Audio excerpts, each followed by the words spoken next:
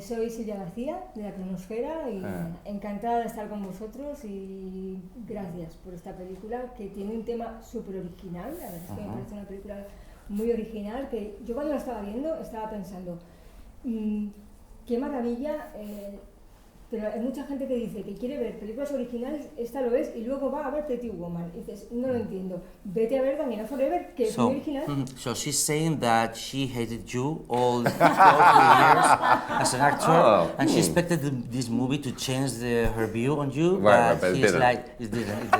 So she keeps hitting you.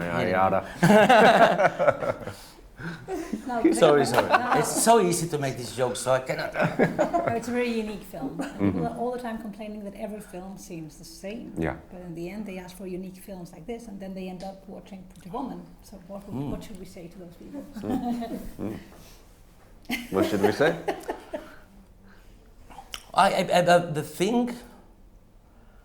The biggest gift that you can give to the audience is a mystery to talk about. I remember that the movies that I saw at college during those times, because during those times you are the most impressionable, or you're the biggest, like how do you say you are the most as a cinephile you are the most fierce in your life. Like you are like fighting for films in a way that you will never do it again. Like because half of the people in your in college, they hate the movie you love, and vice versa. And you're like a soldier going to the movies, and you fight for that director, and you fight for that movie, and you go, you like movies even if you take movies as a political statement, like, okay, well, I'm going to fight for David Lynch until my fists bleed. And having said that, the movies that I remember the most are not the ones that I feel are the best, but are the ones that we talk about the most, like the movies that trigger like the bigger discussion. But why? But how? But what? When? But who? And that for me is even better than the perfect score. Like having something that keeps being alive in your mind. The thing that makes me the proudest when they come to me and talk about the film, the thing that I like the most, the thing that I cherish the most is when people tell me that they keep thinking about the film because it's bringing stuff. Yeah, it's like when you finish watching a movie and you go for a drink afterwards with your friends and the discussion of like, what did that ending represent to you? Because we have that in this film, and it's a beautiful thing because it can go both ways. It can be tragic, it can be full of hope, and to have a film that opens a dialogue, I think that's what films should be doing. Yeah, this is funny. I know people like close friends who are like confessing to me that. Almost like I'm sorry that I'm this sincere, but I came to I watched the movie with a friend and we've been arguing like for a week. Like he's like kind of sad to tell me this, and I like, oh fuck, that's amazing.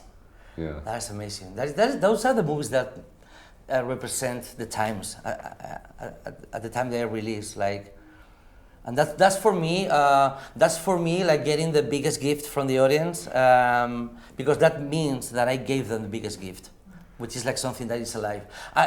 We know about movies that are like 10 out of 10 when you're watching it, and the credits roll, and you're like mesmerized. Yeah. And by the time you are at home, you just forget. You forgot about it. You forgot about the whole thing. That happens, especially some. Of course, I'm not going to give you examples, even if I started the line just implying that I was going to.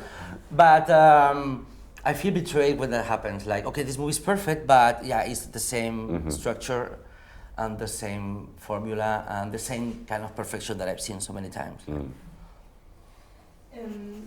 Muchas de las mejores películas románticas, y esta es, yo creo, una de ellas, tienen una visión del amor muy triste. Son películas muy melancólicas, muy tristes. Yo no sé si no hay esperanza para un amor alegre, y las películas románticas de Hollywood no son chico, no, esto no es real. Lo real es las películas que son tristes. Sorry? Yeah, go, yeah. So I think one of the best romantic films, this is one of them, usually can depict love the way one would figure. It's usually a very sad image compared to what we have. So is there no hope for the kind of happy love we would like to have? Like, it's like this is the way it is, not the way you would like to. Right. I think love is imperfect because the perfect love is almost boring, you know, because it is so simple, it is so expected. I think love is the best kind of love, has its challenges, has its ebbs and flows, has the ability to make you cry, but at the same time jump for joy, you know. Love is so three-dimensional, and it's never the same with every single person. Every single person approaches love in very different optics. They've been hurt in the past, they've been more cautious, they've been kind of, they've never had it. And so for us to be able to portray much more of a truthful love, where it's almost, you know, you have these moments where it's unrequited, it's imperfect, the level of love isn't the same. And that's a reality. You know, we're so used to sort of like, the hero gets the girl, or it's the perfect thing, it's kismet that they met and they fall in love and they live happily ever after. It's just not real. You know? I mean, when a movie has like a totally blank, perfect, good ending, like totally sweet and beautiful and perfect, it's because the movie has decided to stop the story right at the highest point of that relationship. Like, okay, yes, I won. And the movie stops there. I love you. Life is not like that. Life is, I think it's beautiful to accept that life is not like a movie in that way. Like, by the end of your life, you're going to confront everything. Does that mean that life has a sad ending? I don't think so. But accepting everything is part of a good walk. Should I say? So I'm not against happy endings, like pure happy endings. I'm not against that. That would be weird to be against. That would be something weird to be against.